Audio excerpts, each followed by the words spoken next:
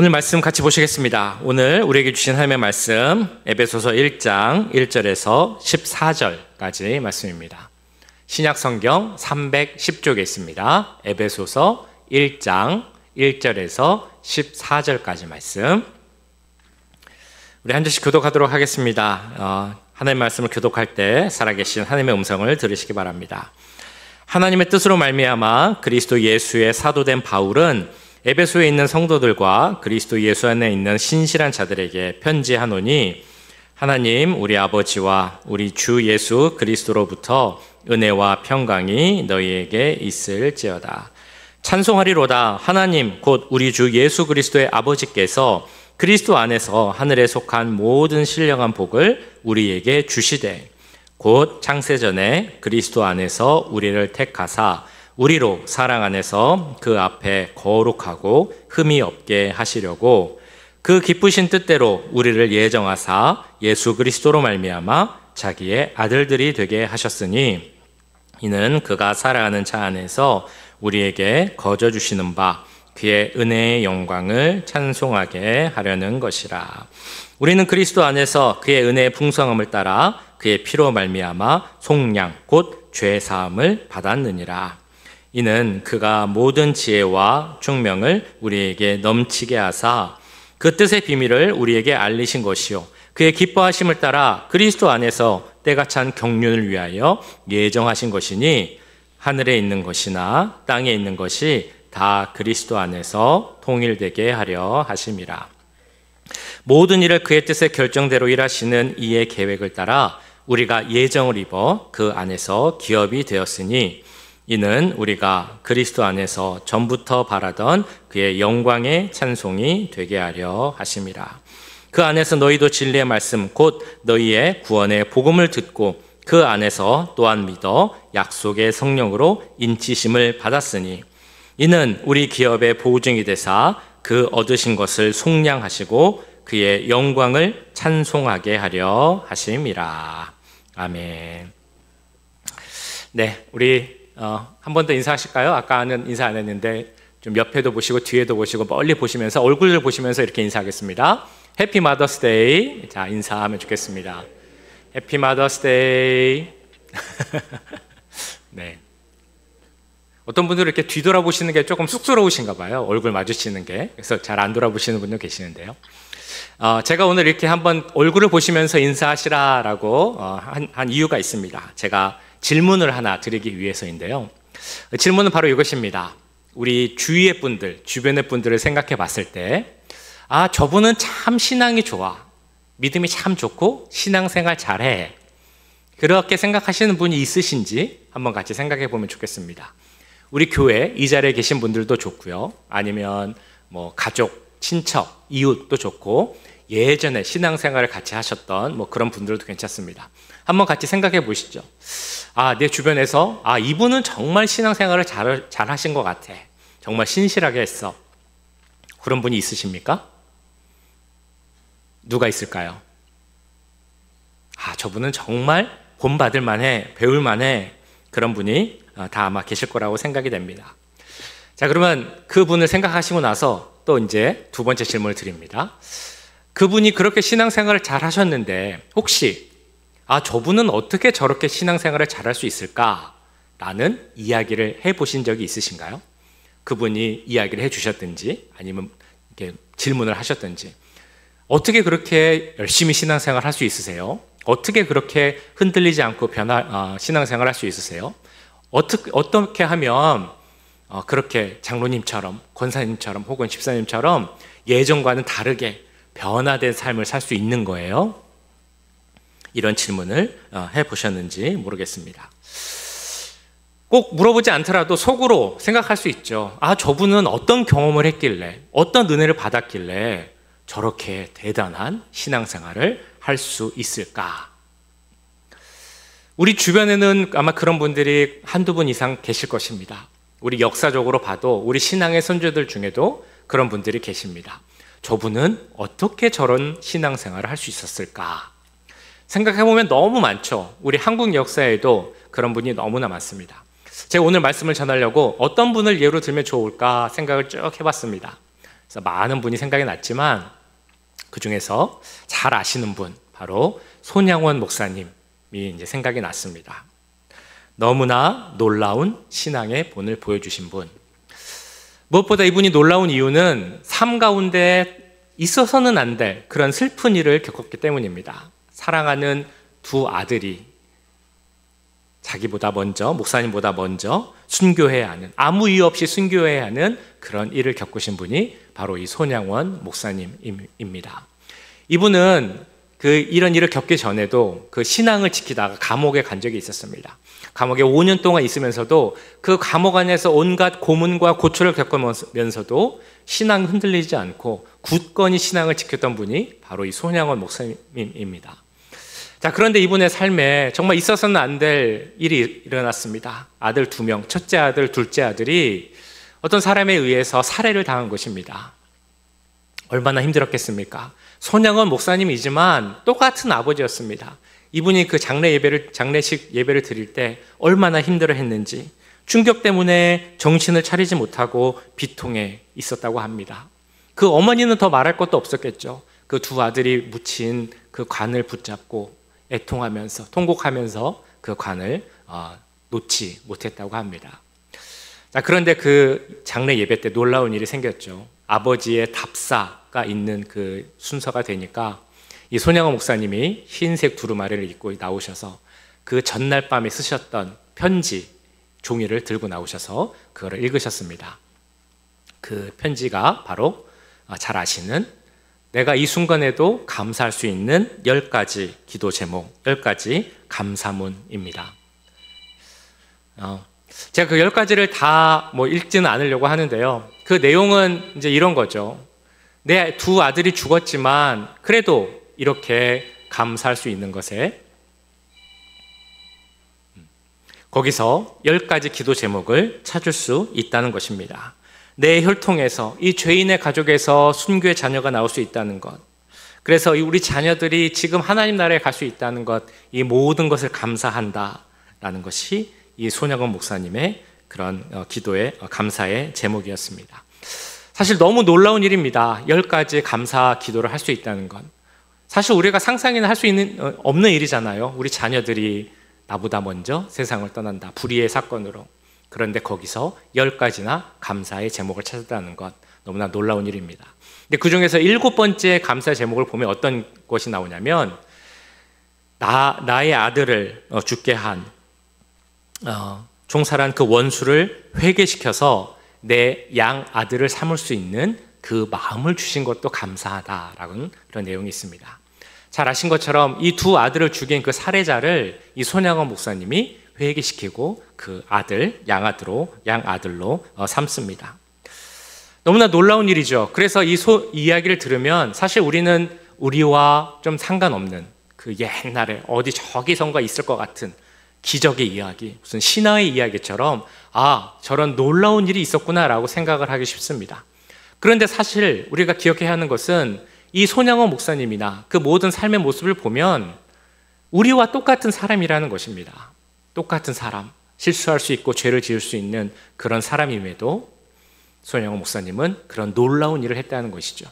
그렇기 때문에 우리는 질문하게 됩니다.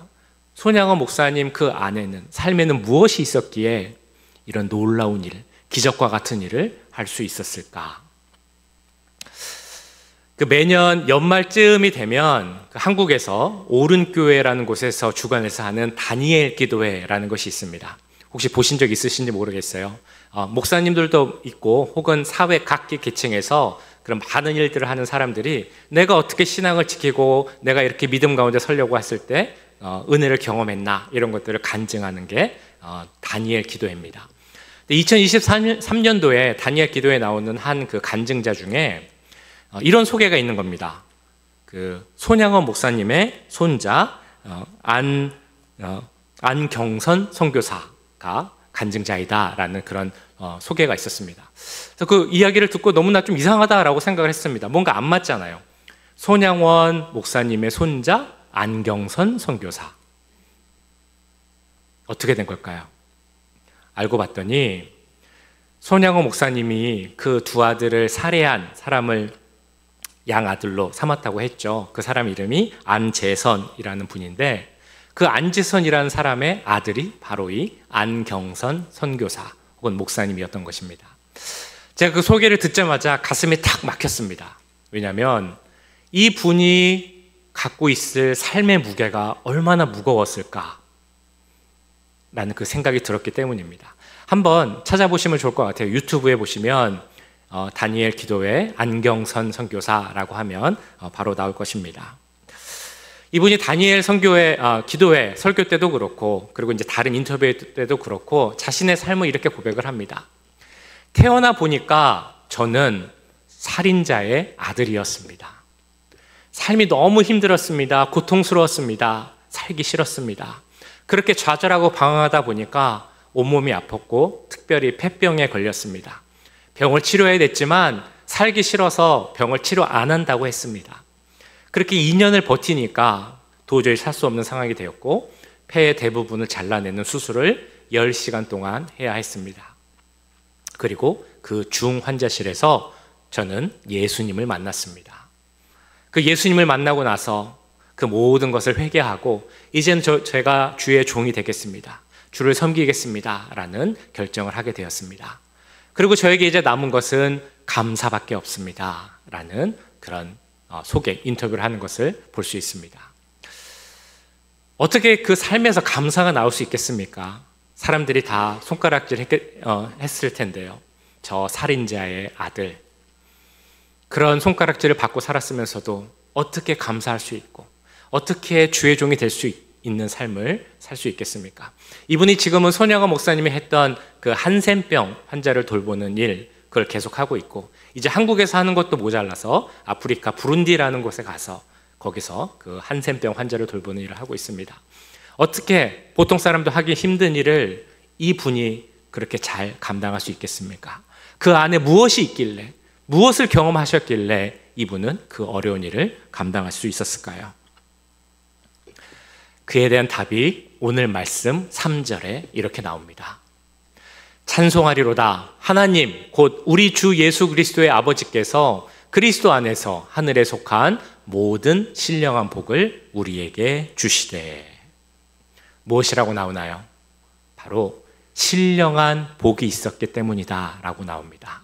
하늘에서 주시는, 하늘에 속한 그 신령한 복이 있었기에 우리와 같은 사람이지만 다른 삶을 살 수 있었던 것입니다. 오늘부터 보시는 에베소서 말 그대로 사도 바울이 에베소 교회에 보내는 편지입니다. 그래서 에베소서라고 하죠. 이 에베소서를 쓴 곳은 로마 감옥이라고 우리가 이야기합니다. 그래서 옥중 편지, 옥중 서신이라고도 말합니다. 그 당시 로마 감옥은 죄수에 따라 좀 다르긴 했지만 보통 죄수의 간수가 같이 있었습니다. 그러니까 간수가 죄수를 아주 철저하게 감시를 하는 것이죠. 어떤 경우는 이 죄수의 한 손에 수갑을 차고 그 나머지 한쪽의 수갑은 간수가 차고 있었다고 합니다. 죄수가 도망가지 못하게 하게끔 한쪽씩 수갑을 차고 같이 생활을 하는 것입니다.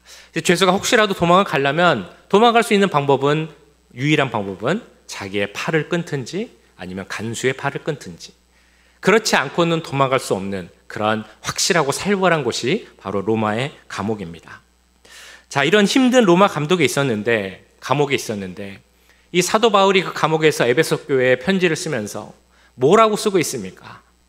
찬송하리로다. 하나님이 주신 신령한 복이 당신들에게도 있기를, 나한테도 있는 그 신령한 복이 여러분들에게도 있기를 제가 기도합니다. 이러면서 편지를 시작하고 있는 것입니다. 마찬가지 질문을 할 수 있죠. 사도 바울은 무엇을 보았기에, 무엇을 경험하였기에 감옥에서 편지를 쓰면서도 하나님을 찬송합니다. 내가 받은 그 축복을 당신들도 받기 원합니다. 이렇게 인사를 할 수 있는 것입니까? 그것이 바로 신령한 복이라는 것입니다. 사도 바울의 삶을 보면, 그의 행적을 보면 그가 얼마나 신령한 복 가운데 있었고 그런 믿음 가운데 있었는지를 볼 수 있습니다. 여러 사건이 있지만 그 중에서도 특별히 사도행전 16장에 나오는 빌립보 사건을 보면 사도 바울이 어떤 모습을 갖고 있었는지 우리가 확인해 볼 수 있습니다. 사도행전 16장을 보시면 이 바울과 그 일행, 예를 들면 신라 같은 사람들이 같이 빌립보에 가서 복음을 전합니다. 그런데 그 중에 귀신 들린 요종을 만나게 되죠. 사도 바울과 신라가 이 요종을 고쳐줍니다. 귀신을 내쫓습니다. 그런데 이 일로 말미암아 바울과 일행이 감옥에 갇히게 됩니다. 그래서 그 말씀이 사도행전 16장 이렇게 나옵니다. 그가 이러한 명령을 받아 그들을 깊은 옥에 가두고 그 발을 착고에 든든히 채웠더니 한밤중에 바울과 신라가 기도하고 하나님을 찬송하며 죄수들이 듣더라. 바울과 신라는 그 빌립보 감옥에 갇혔는데 저 깊은 곳에 갇혔다라고 말합니다. 햇볕도 들어오지 않은 가장 힘든 감옥에 갇혔다는 의미입니다. 그곳에서도 기도하고 찬송했다라고 나옵니다. 자, 그런데 그날 무슨 일이 생겼냐면 지진이 일어나게 됩니다. 그래서 감옥문이 열리게 되고 차고 있던 수갑, 착고 이런 것들이 다 풀리게 됩니다. 자, 그런데 그 당시에 갇혀있던 죄수들이 도망가면 그것을 지켰던 간수들은 사형을 당합니다. 죽게 되는 것이죠. 그래서 그것이 두려운 간수가 스스로 목숨을 끊으려고 했습니다. 그러자 바울이 그것을 보고 내가 도망가지 않을 테니까 목숨을 끊지 마세요. 거기 그대로 계세요 라고 바울이 이야기를 합니다. 그 이야기를 들은 간수가 바울에게 와서 이렇게 이야기를 하는 것이죠. 선생님, 제가 어떻게 하면 구원을 받을 수 있겠습니까? 라는 질문을 합니다. 이게 사도행전 16장에 나오는 내용인데요. 근데 이 내용이 우리가 잘 아시는 내용이겠지만 조금 생각해 보면 왜 이 간수가 이런 질문을 했을까라는 생각을 해볼 수 있습니다. 지금 상황이라면 이 간수가 해야 되는 질문은 이런 겁니다. 아니, 도대체 무슨 일이 생긴 겁니까? 어떻게 하신 겁니까? 어떻게 했길래 이 감옥문이 이렇게 다 열리고 수갑이 그렇게 다 풀려질 수 있는 겁니까? 아니면, 아니, 도망가셔도 되는데 왜 도망가시지 않은 겁니까? 왜 여기 그냥 계십니까? 이런 질문을 해야 맞는 것입니다. 그런데 간수가 오자마자 사도 바울에게 한 질문이 무엇이었다고 말씀드렸습니까? 선생님, 제가 어떻게 하면 구원을 받을 수 있겠습니까? 라는 질문을 했습니다. 왜 간수가 이런 질문을 했을까? 우리는 그 앞에 말씀을 보면 생각해 볼 수 있습니다. 아까 말씀드린 것처럼 사도 바울은 귀신 들린 여종을 고쳐줬습니다. 귀신을 쫓아내 주었습니다. 간수는 그 얘기를 들었을 것이고 아마 마음속에 생각했을 것입니다. 아니, 저 사람은 도대체 어떤 사람이길래, 저 사람이 믿는 예수님은 누구이길래 예수님의 이름으로 귀신을 쫓아내면 귀신이 나가게 되는가 라는 생각을 했을 것입니다. 또 하나 이런 생각도 했겠죠. 아니, 저 사람들은 어떤 사람들이길래 수갑을 차고 착고를 차고 저 깊은 감옥에 있는데 한밤중에까지 찬양을 할 수 있을까라는 생각도 했을 것입니다. 여기서 나오는 그 착고를 우리가 좀 생각해 봐야 되는데요. 착고는 우리가 발에 차는 걸 이제 수갑이라고 하죠. 그런 것처럼 발에 차는 거를 착고라고 하는 게 아니고 여기서의 착고는 넓은 나무판을 의미한다고 합니다. 거기에 넓게 발을 낄 수 있는 구멍을 2개 뚫어놓고 거기에 이제 발을 끼우는 겁니다. 근데 그거를 넓게 해놓기 때문에 이 착고를 하고 있으면 너무 불편하다고 합니다. 그러니까 제대로 설 수도 없고 엉거주춤하는 자세가 되겠죠. 제대로 앉을 수도 없고 누울 수도 없는 그런 자세. 그걸 하고 있는 것만으로도 몸에 통증이 생긴다고 합니다. 한밤중에 바울과 신라는 찬양을 했다라고 나오는데요. 그들이 한밤중에까지 있었던 이유는 이 착고 때문에 자지 못하고 고통 때문에 힘들어했기 때문에 한밤중까지 있었을 것이다 라는 그런 해석도 있습니다. 그런데 그렇게 힘든 상황, 잠도 못 자 고통 가운데 있을 때 사도 바울과 신라가 했던 것이 무엇이었습니까? 거기서도 하나님을 찬양했다는 겁니다. 그걸 보고 이 간수가 저 사람들은 도대체 어떤 사람들이길래 지금도 찬양을 하는가 라는 생각을 했던 것입니다. 마지막으로 그들은 감옥에서 풀려날 수 있는 기회, 도망갈 수 있는 일을 경험했음에도 도망가지 않았죠. 왜 저들은 도망가지 않았을까? 나를 보면서 목숨을 살리라고 왜 했을까? 어떤 신비감까지도 느껴졌기 때문에 이 간수가 바울에게 가서 물어봤던 것입니다. 내가 어떻게 하면 구원을 받을 수 있겠습니까? 그 질문에 대해 사도 바울은 이 답을 합니다. 오늘 너무 잘 하시는 말씀이죠. 사도행전 16장 31절 우리 같이 한번 읽어보도록 하겠습니다. 시작. 이르되 주 예수를 믿으라. 그리하면 너와 내 집이 구원을 받으리라 하고. 사도 바울은 어떻게 이런 놀라운 일을 할 수 있었을까요? 그 안에는 무엇이 있었기에 이런 일을 할 수 있었던 것입니까? 지금 사도행전 16장 31절에 나온 것처럼 그 간수에게 믿으라고 했던, 증거했던 그 예수 그리스도가 사도 바울 안에 있었기 때문입니다. 그 예수님께서 주시는 하늘에 속한 신령한 복이 사도 바울 가운데 있었기 때문에 그는 이러한 놀라운 일을 할 수 있었던 것입니다. 이 세상, 상황, 조건, 형편 상관없는 신령한 복을 경험했기 때문에, 그런 모든 것을 경험한 사도 바울이기 때문에 빌립보 감옥에서도 놀라운 일을 할 수 있었고, 로마 감옥에서도 내가 받은, 경험한 이 신령한 복을 너희도 누리길 원한다 라는 그 편지를 쓸 수 있었던 것입니다. 그래서 오늘 읽으신 말씀 1장 3절에서 14절까지는 한국말로 보면 여러 문장으로 되어 있습니다. 그런데 이걸 원어로 보면 한 문장이라고 합니다. 그러니까 사도 바울이 자기가 그 경험한 것이 너무 좋으니까, 그게 너무 벅차고 기쁘니까 그거를 전달하기 위해서 쓰다 보니까 그냥 한 줄로, 마치 지금 말로 하면 무슨 랩을 하듯이 쭉 쓴 겁니다. 내가 경험한 이 놀라운 은혜, 신령한 복을 너희도 누리기 원한다 라고 하면서 그 긴 말을 한마디로 했던 것이죠. 바로 하늘에 속한 신령한 복을 나타내기 위함입니다. 그럼 제가 이렇게 한번 여쭤보고 싶습니다. 우리가 경험한 신령한 복은 무엇입니까? 어떤 신령한 복을 경험하고 계십니까?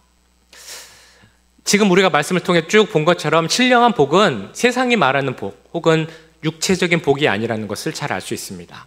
세상이 말하는 복은 사실 뻔하죠. 건강, 장수, 쾌락, 성공, 물질적 축복, 이런 것들이 세상이 말하는 그런 축복입니다. 그런데 신령한 이 복은 그런 세상의 축복, 육체적 축복하고는 거리가 멀다라는 것을 알 수 있습니다. 여기서 사도 바울이 말하는 축복은 먼저는 7절을 통해 알 수 있습니다. 그것은 바로 우리가 죄 용서받은 것, 이것이 바로 사도 바울이 말하는 신령한 축복이라는 것입니다. 7절에서는 이렇게 말씀합니다. 우리는 그리스도 안에서 그의 은혜의 풍성함을 따라 그의 피로 말미암아 속량 곧 죄사함을 받았느니라. 그리고 조금 전 사도행전 말씀에 보신 것처럼 예수님을 믿음으로 나와 내 집이 구원을 받게 된 것, 이것이 바로 사도 바울이 말하는 신령한 복입니다. 그래서 우리가 예수님을 구주로 믿음으로써 내가 하나님의 자녀가 된 것, 이것이 바로 사도 바울이 말하는 신령한 복입니다. 이런 신령한 복을 이어지는 말씀인 4절에서 6절에서는 이렇게 증거하고 있습니다.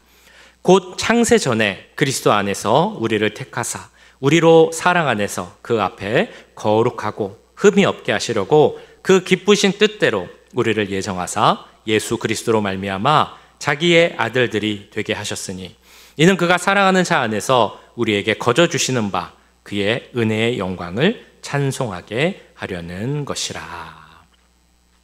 여기 나오는 말씀 요약해 보면 신령한 복은 바로 이것입니다. 우리에게 주신 신령한 복은 우리가 죄의 사함을 받고 하나님을 구주로 믿어서 하나님의 자녀가 된 것. 다시 해볼까요? 신령한 복은 무엇이냐면 우리가 죄의 사함을 받고 하나님을 구주로 믿어서 하나님의 자녀가 된 것, 이것이 바로 신령한 복입니다. 우리는 사실상 진노의 자녀였지만, 죄의 자녀였지만 하나님의 아들, 딸이 될 수 있는 그 신분의 변화, 신분이 격상되는 그 은혜를 경험한 것입니다. 이러한 하나님이 주신 큰 은혜, 신령한 복을 누릴 때 우리는 두 가지를 질문할 수 있습니다. 그런 은혜를 하나님께서는 왜 주셨는가? 그리고 언제 주셨는가? 하나님은 그 은혜를 왜 주셨겠습니까? 5절에 보시면 이렇게 나옵니다. 하나님께서 그 기쁘신 뜻대로 우리를 예정하여 선택하셨다라고 나옵니다. 우리가 하나님의 자녀된 것은 우리의 선택대로, 우리가 잘해서 된 것이 아니라는 것입니다. 하나님의 기쁘신 뜻대로 되었다라고 나옵니다. 여기서 하나님께 기쁘신 뜻이란 말은 다른 말로 하면 그 하나님의 사랑의 뜻대로라는 의미입니다. 기쁘신 뜻은 곧 이꼬르 하나님의 사랑의 뜻입니다.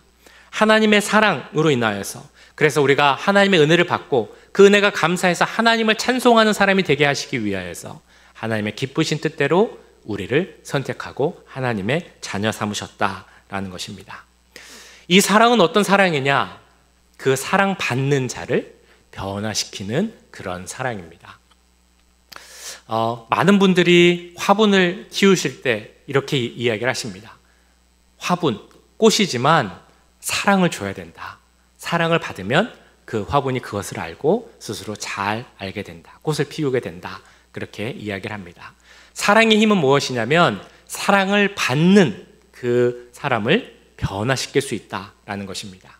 특별히 하나님의 사랑이 그렇다라고 말을 합니다. 존 오투버그라는 사람이 있는데요. 그 사람이 쓴 책 중에 누더기 하나님이라는 책이 있습니다. 그 책을 보시면 하나님의 사랑에 대해서 이렇게 설명을 해줍니다. 그런 사랑이 있다. 이 사랑은 사랑받는 대상 안에 가치를 창조한다. 누더기 인형을 무한한 가치를 지닌 보물로 변화시키는 그런 사랑이 있다. 그래서 하나님은 더러운 옷을 바꿀 수 있는 곳으로, 죄를 제거할 수 있는 곳으로 우리 인류를 인도하셨다. 그 곳에는 십자가가 있다. 하나님은 우리를 향한 사랑을 증명하기 위하여 우리를 위해 목숨을 버리셨다. 우리가 누더기를 입고 있을 때, 우리가 연약하고 죄 많을 때, 그때 우리를 사랑하셨다. 이게 바로 하나님의 사랑입니다. 하나님의 기쁘신 뜻입니다. 그 기쁘신 뜻을 알게 되면 우리는 그 믿음으로 말미암아 하나님 주시는 신령한 복을 누릴 수 있게 되는 것입니다. 두 번째, 그러면 우리에게 신령한 복을 주시기 위해서 하나님은 언제 우리를 자녀 삼기로 결정하셨을까요? 역시 4절하고 5절에 나옵니다. 바로 창세 전에 우리를 선택하셨다. 창세 전에 우리를 하나님 자녀 삼으시기로 예정하셨다라고 나옵니다.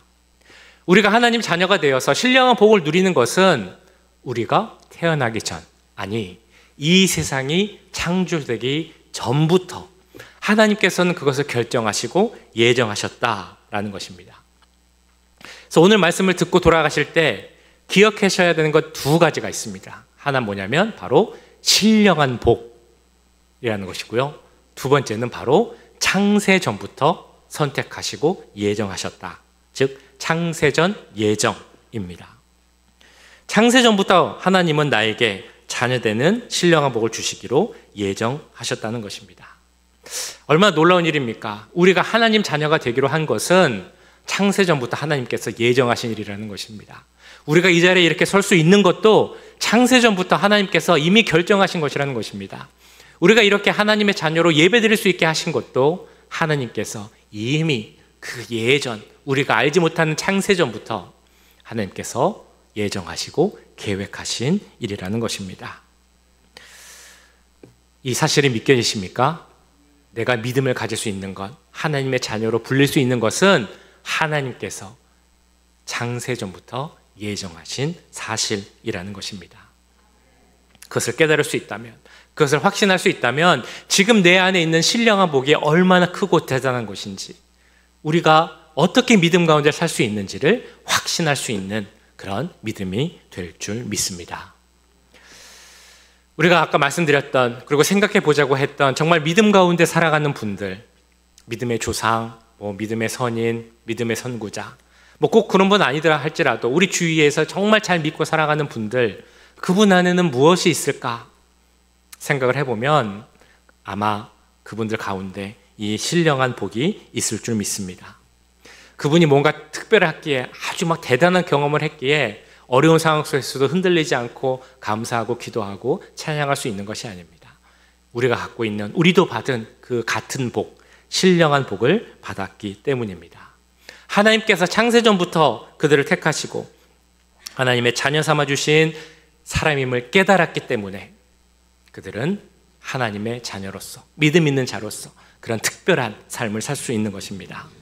그런 같은 신령한 복이 이 자리에 계신 우리들에게도 똑같이 임하게 될 줄 믿습니다. 그래서 누군가 다른 곳에서 혹시 우리 주위에 정말 신실하게 믿음을 가진 분이 누가 기억이 나십니까? 라고 물어본다면, 아, 저기 남가주 임마누엘 교회를 다니는 그 분이 그 안에 신령한 복이 있기에 정말 특별한 믿음을 가진 분입니다 라는 그 고백이 우리 주위에 가득 넘칠 수 있기를 주님의 이름으로 간절히 축원합니다. 기도하겠습니다. 사랑의 주님, 오늘 말씀을 통하여서 창세 전부터 예정하여 우리를 선택하여 주시고 우리를 하나님의 자녀 삼아 주시고 또 우리에게 신령한 복을 부어주심을 감사드립니다. 우리들은 자격 없고 주의 자녀가 될 그런 아무것도 없지만 우리가 죄인 되었을 때부터 누더기를 입고 있을 때부터 우리를 부르시고 사랑하셔서 자녀 삼아주심을 믿고 감사드립니다. 그 은혜 가운데 거한 우리들이 되게 하여 주시옵소서. 신령한 복을 누린 우리들이 되게 하여 주시옵소서.